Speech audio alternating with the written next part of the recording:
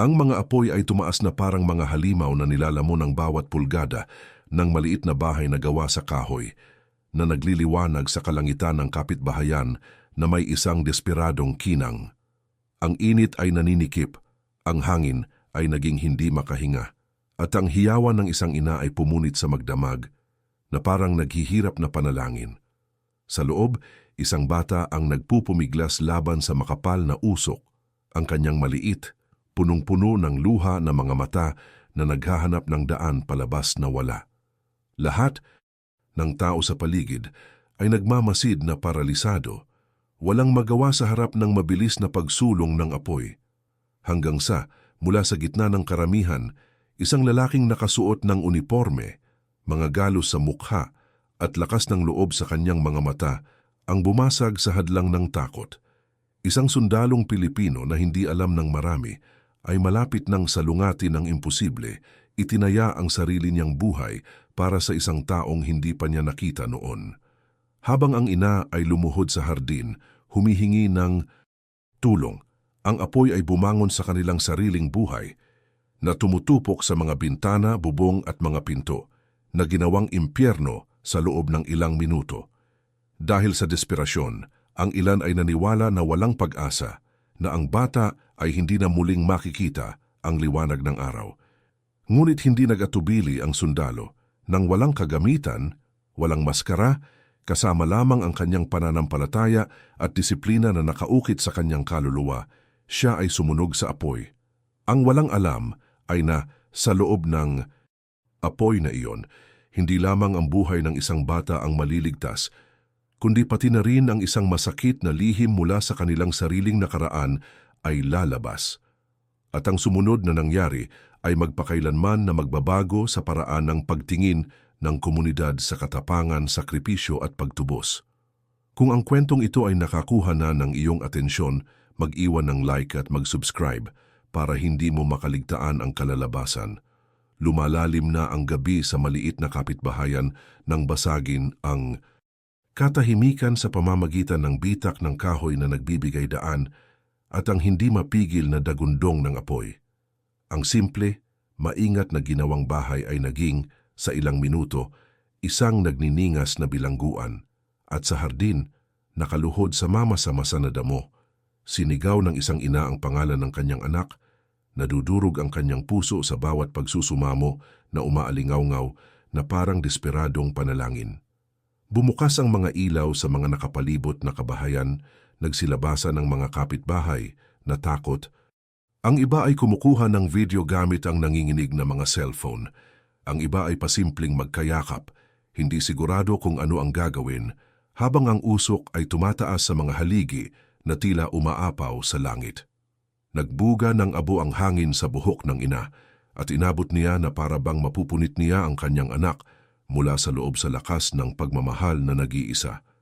Ngunit ang apoy ay malupit, walang pakialam sa pagluha at ang bawat nabasag na bintana ay nagsiwalat ng panloob na nilalamon ng apoy na parang mga gutom na bibig. Sa gitna ng walang tapang na pulutong na iyon, isang lalaki ang nakatayong hindi kumikibo. Sa loob ng ilang segundo, ang kanyang suot na uniforme ay ipinagkanulo ang kanyang pinagmulang militar at ang kanyang mga mata na natatakpan ng di nakikitang mga galos ay nagpahayag ng isang pambihirang determinasyon. Hindi naghintay ng utos ang sundalong Pilipino, hindi nagtanong. Huminga na lang siya ng malalim, inalala ang mga amoy ng pulbura at usok na nakatagpo niya noon sa malalayong lupain at naramdaman niyang kahit papaano ay inihanda siya ng kanyang buhay para sa sandaling ito. Habang nag-aalangan ang lahat, sumulong siya sa matatag na mga hakbang, hindi pinapansin ang init na lumaki ng segundo. Parang tinawag siya ng tadhana at sa loob ng nasusunog na pader na iyon, isang bagay na higit pa sa simpleng pagliligtas ang mangyayari. Nagsiksikan ang mga kapitbahay sa hardin na parang mga paralisadong saksi sa isang hindi maiiwasang trahedya. Ang ilan ay may hawak na mga hose na walang magawa laban sa nagngangalit na apoy. Mga mahihinang jet na sumingaw bago pa mahawakan ang apoy. Ang iba ay desperadong tumawag para sa kagawaran ng bumbero. Ang kanilang mga boses ay sinakal, sinusubukang pabilisin ang tulong na tila napakalayo para sa pagkaapurahan ng sitwasyon. Pinarusahan ng init ang kanilang mga mukha, pinilit silang umatras ng ilang hakbang, ngunit ang pagkakasala sa hindi pagkilos ay nagpapanatili sa kanila na nakulong sa eksena, tulad ng mga bihag ng kanilang sariling kawalan ng kakayahan. Ang ina na nakaluhod ay isang buhay na larawan ng sakit. Ang nanginginig niyang mga kamay ay dumidiin sa lupa. Ang kanyang buhok ay nakatapal sa kanyang mukha ng pawis. Ang kanyang tinig ay nabasag sa mga pakiusap na naging lalong namamaos na hiyawan. May isang malupit, halos hindi maipaliwanag na damdamin sa mga naroroon, kaluwagan na hindi sila ang nawalan ng isang anak doon at sa parehong oras, kahihiyan dahil sa walang lakas ng loob na lumakad sa apoy. Ang ilan ay bumulong-bulong na wala nang dapat gawin, na imposibleng labanan ang impyernong ito, sinusubukang bigyang katwiran ang kanilang katahimikan at kaduwagan. Ngunit sa kaibahan na ito sa pagitan ng walang magawang pulutong at ng babae na natupok ng matinding paghihirap, ay lalong namumukod-tangi ang figura ng sundalo. Wala siyang dalang hose, wala siyang hawak na cellphone. Hindi siya naghanap ng katwiran. Isang matatag na pasya lamang ang dala niya na nagniningning sa kanyang katawan na parang di nakikitang puwersa. Nang gawin niya ang unang hakbang patungo sa nasusunog na pinto, ang lahat ay katutubo na napaatras, na para bang nahaharap sa isang taong lumalaban sa kamatayan mismo. Sa sandaling iyon, ang mga mata ay lumingon sa kanya, at ang hardin ay napuno ng tahimik na pag-asa. Marahil ay mayroon pa ring pag-asa, ngunit ito ay nakatuon lamang sa taong ito, na ang nag-iisang tapang ay naging huling hibla sa pagitan ng buhay at ganap na trahedya. Ang sundalo ay hindi naghintay ng palakpakan, ni hindi niya inisip ang mga kahihinatnan. Sa isang biglaang paggalaw, hinubad niya ang kanyang uniformeng jacket, binalot ito sa kanyang mukha na parang makeshift mask at tumakbo patungo sa pasukan na nilamon na ng apoy. Ang init ay parang suntok sa dibdib, bawat hininga ay nanunuot sa kanyang lalamunan, ngunit hindi siya nagpatinag. Ang bitak ng nahahating na kahoy ay nagpaalala sa kanya ng putok ng baril noong panahon ng digmaan, at ang amoy ng usok ay nagpabalik sa kanya sa mga alaala na matagal na niyang sinubukang ilibing. Mga gabi ng labanan, ang hiyawan ng nahulog na mga kasama, ang pakiramdam na humihinga ng napakalapit ang kamatayan. Ngunit ngayon ay walang armas, walang hukbo. Isang bata lang ang nawala sa gitna ng usok, at sapat na iyon para gawing panggatong ang kanyang dalamhati. Gulat na nakamasid ang mga kapitbahay, ang iba ay sumisigaw na bumalik siya, ang iba ay kumbinsido na hindi nila siya makikitang umalis ng buhay. Ngunit sa loob niya, ang pagpapasya ay hindi nasira. Tinawid niya ang silid kung saan dinilaan ng apoy ang mga kurtina at umakyat sa mga dingding na parang gutom sa lahat. Bumuhos ang pawis, namumula ang kanyang mga mata, ngunit inulit ng kanyang isipan ang isang simpleng utos, isang hakbang sa isang pagkakataon, isang segundo ng paglaban. Habang itinataas niya ang kanyang braso upang protektahan ang kanyang mukha mula sa mga kislap, narinig niya ang mahinang sigaw na nagmumula sa kung saan sa di kalayuan na pinipigilan ng dagundong ng apoy. Bumilis ang tibok ng puso niya at ginabayan siya ng halos hayop na instinct na hindi pinapansin ang gumagapang na kisame sa itaas ng kanyang ulo. Alam niyang wala siyang masyadong oras. Ang bawat segundo sa loob ay maaaring ang kanyang huling, ngunit sa panganib na ito ay naging totoo ang kanyang katapangan. At habang ang lahat sa labas ay naghihintay ng trahedya, sa loob ng bahay na iyon, ang unang tagumpay ay ginawa at kasama nito ang tahimik na pangako na hindi siya aalis na walang dala. Umalingaw-ngaw ang mahinang sigaw sa gitna ng kaluskos ng apoy, gumagabay sa sundalo na parang kumpas ng sakit at pag-asa. Naglakad siya ng nakayuko, kinakapa ang maliwanag na mga dingding, habang ang usok ay ninakawan siya ng paningin at ginawang laso ng hangin. Ang bawat hakbang ay isang labanan laban sa vertigo, ngunit sa gitna ng inis, isang bagay ang nagsimulang gumising sa loob niya, isang sinaunang alaala na inilibing sa ilalim ng mga tao ng katahimikan. Parang ang boses ng batang yon, na wala sa kaguluhan, ay may katulad na tono ng minsang sinubukan niyang iligtas at nabigo. Ang alaala ay parang kidlat. Ang mukha ng kanyang nakababatang kapatid na babae, ang nagsusumamo nitong mga mata habang nasusunog ang tahanan ng pamilya noong kanyang naghihirap na pagkabata sa Pilipinas. Siya ay bata pa, walang magawa, at pinapanood niya ang apoy na kumukuha ng pinakadalisay. Mula noon, dala na niya ang hindi nakikitang peklat ng pagkakasala sa paniniwalang ang kanyang buhay ay isang utang na hindi na mababayaran. Ngayon gayunpaman, itinaas sa kanya ng tadhana ang isang masakit na salamin sa kanya, isa pang bata, na nakakulong din, na naghihintay sa isang taong may lakas ng loob na kulang sa kanya noong araw na iyon. Naramdaman ng sundalo na bumagsak ang kanyang mga binti, hindi dahil sa init o usok, kundi dahil sa nakadurog na puwersa ng alaalang iyon. Ang alingawngaw ng boses ng kanyang ina sa labas ay naghalo sa kawalan ng pag-asa ng nakaraan, at sa ilang sandali ay muntik na siyang bumigay. Halos maniwala na ang kasaysayan ay mauulit na parang isang malupit na ikot. Ngunit ang kaibahan ay ngayon ay hindi na siya takot na bata. Siya ay isang taong sinanay ng digmaan, hinubog ng sakit, na may kakayahang baguhin ang memorya sa galit laban sa kapalaran. Nakakuyom ang kanyang mga kamao, tahimik siyang nanumpa. Hindi niya hahayaang maubos ang buhay na iyon gaya ng dati. Ang koneksyon sa kanyang nakaraan ay nagbigay ng bagong sigla sa kanyang mga paggalaw, na binago ang bawat paghihirap ng hininga sa isang panalangin at bawat hakbang sa pagtubos. Ang hindi nakikitang orasan ng kamatayan ay lalong bumilis sa bawat segundo sa loob ng bahay na iyon. Ang kisame ay lumalamig na parang guguho, bumagsak ang mga kislap mula sa itaas, at ang init ay naging hindi matiis na tumusok sa balat ng sundalo na parang mga blades na maliwanag. Sumulong siya ng may matatag na mga hakbang, ngunit naramdaman niya na ang kanyang katawan ay nagsimulang sumuko sa kawalan ng hangin. Ang kanyang dibdib ay nag-aapoy sa loob, ang kanyang puso ay tumibok ng malakas, tulad ng isang tambol ng digmaan na malapit ng sumabog. Ang bata ay umubo sa isang lugar sa unahan. Ang bawat tunog ay mahina, mas malayo, na parang kumukupas kasama ng pag-asa. Sa labas, sinisigaw ng ina ang pangalan ng kanyang anak. Ang kanyang boses ay sinakal, sinisingil ng pananampalataya at kawalan ng pag-asa.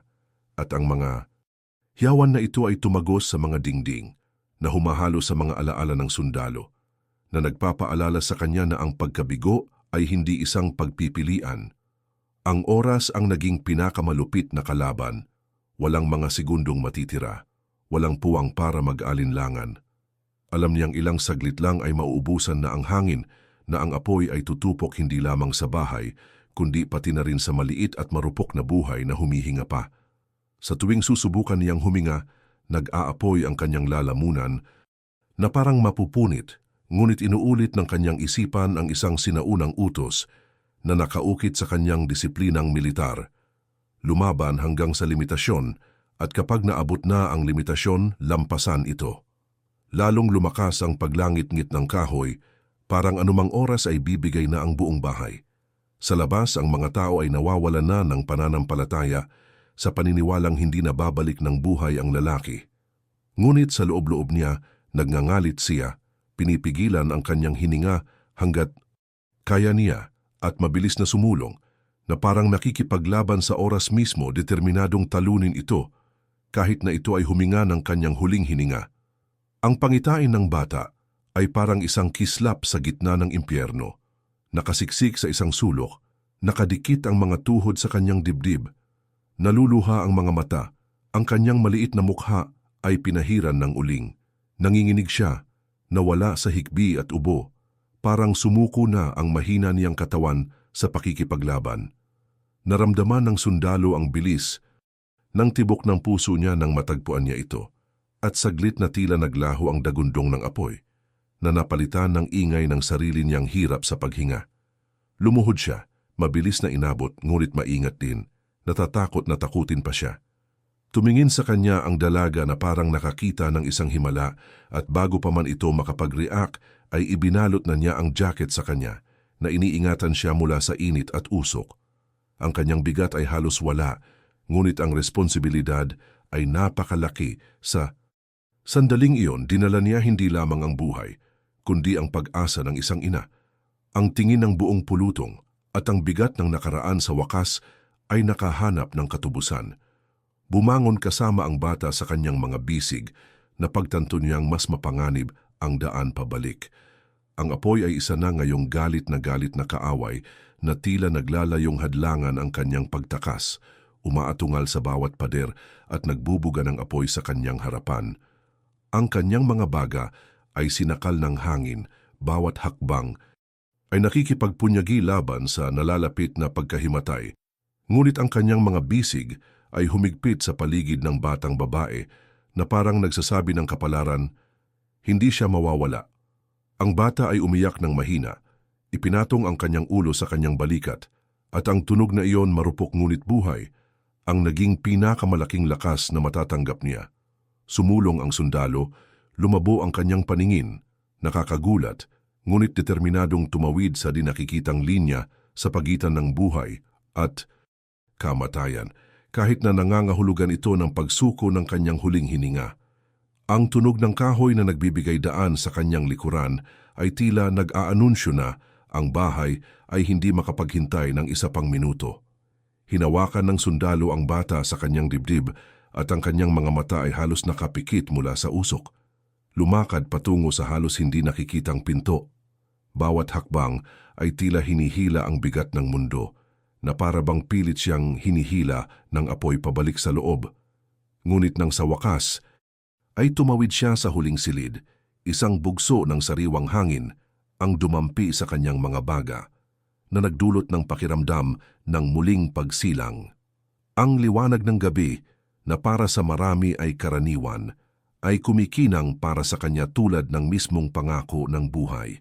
Habang siya ay lumabas mula sa apoy kasama ang batang babae sa kanyang mga bisig, ang karamihan ng tao ay nagpakawala ng sama-samang hiyawan, magkahalong pagtataka at kaginhawaan na umalingaw-ngaw sa buong kapitbahayan.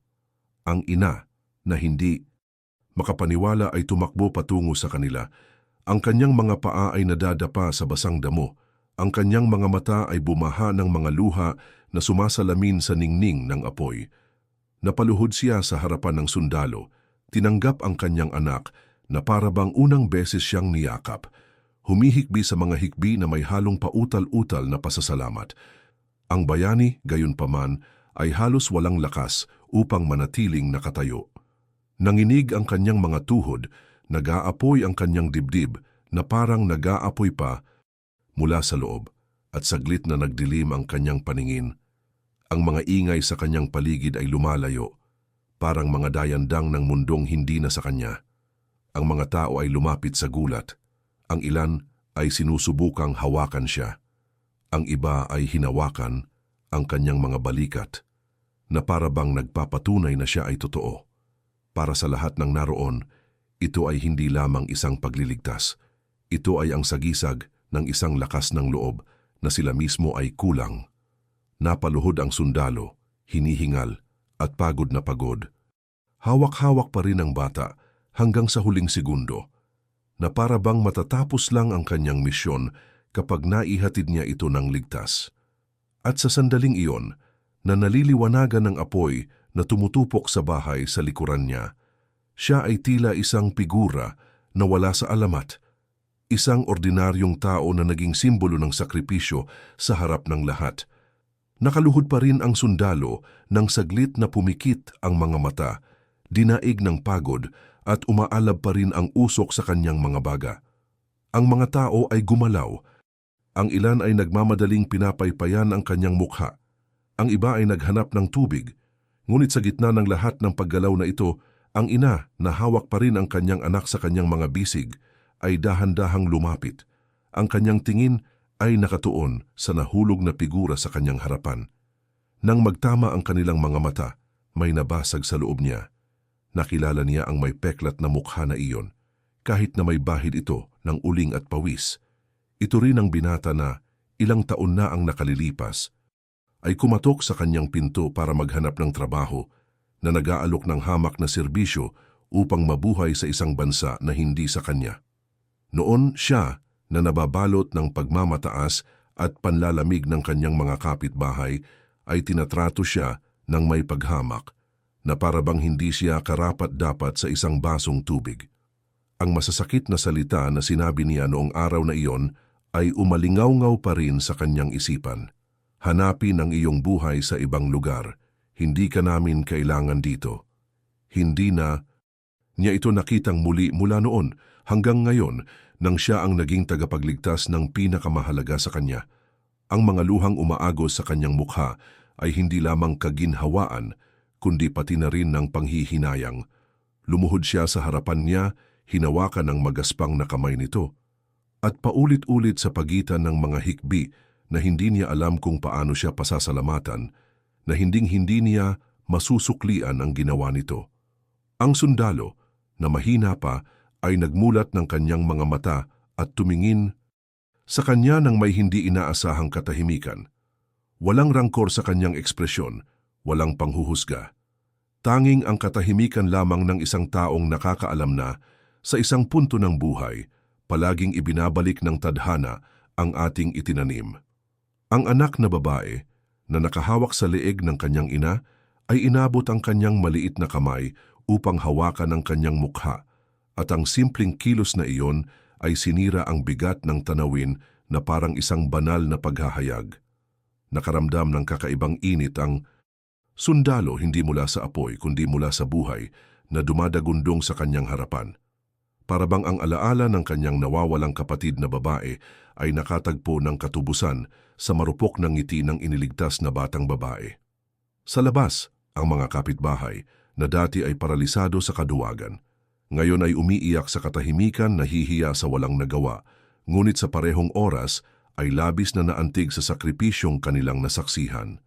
Dumating ang mga bumbero makalipas ang ilang minuto nang napagpasyahan na ang lahat. Tinupok ng apoy ang mga labi ng bahay, ngunit hindi nito mapatay ang ningas ng pag-asa na muling nag-aalab sa puso ng komunidad na iyon. Kakalat ang balita ng kabayanihan, magiging headline, ngunit para sa sundalo, wala sa mga iyon ng mahalaga. Hindi siya humingi ng palakpakan, hindi niya inaasahan ang pagkilala. Ang pinakadakilang gantimpala niya ay ang makitang nagtitiis ang buhay kung saan dati ay kamatayan lamang. Ang ina, na hindi pa rin makapaniwala, ay bumulong-bulong, "Nagkasala ako sa iyo, at ipinakita sa akin ng Diyos ngayon kung sino ka talaga." Pinisil lang ng sundalo ang kanyang kamay, na may hitsura na nagsasabi ng higit sa anumang mga salita. Ipinagkaloob na ang kapatawaran. Ang karma, tahimik at walang humpay, ay nagsara ng ikot. Ang minsang tinanggihan at pinahiya ay bumalik bilang isang tagapagligtas. Hindi dahil sa paghihiganti, kundi dahil sa habag. Nang gabing iyon, nakatayo sa harap ng nagbabagang abo, nalaman ng komunidad na ang tunay na kabayanihan ay hindi nakasalalay sa kapangyarihan o katayuan, kundi sa kakayahang magbuwis ng buhay para sa iba. At ang sundalo, sa katahimikan, ay binago ang kanyang sakit sa pagtubos, na nagpapatunay na kahit na ang pinakamalalim na peklat ay maaaring maging magaan kapag ang kapalaran ay nag-aalok ng pagkakataon na muling isulat ang sariling kasaysayan. Kung naantig ka sa kwentong ito, mangyaring i-like ito at isulat sa mga komento kung ano ang iyong gagawin kung ikaw ang nasa kalagayan ng ina. Ang iyong opinyon ay maaring magbigay ng inspirasyon sa marami, at huwag kalimutang mag-subscribe sa channel upang hindi mo makaligtaan ang mga susunod na kapanapanabik na kwento na paparating. Ang susunod na video ay lumalabas na sa iyong screen, at sigurado akong hindi mo ito gugustuhing makaligtaan.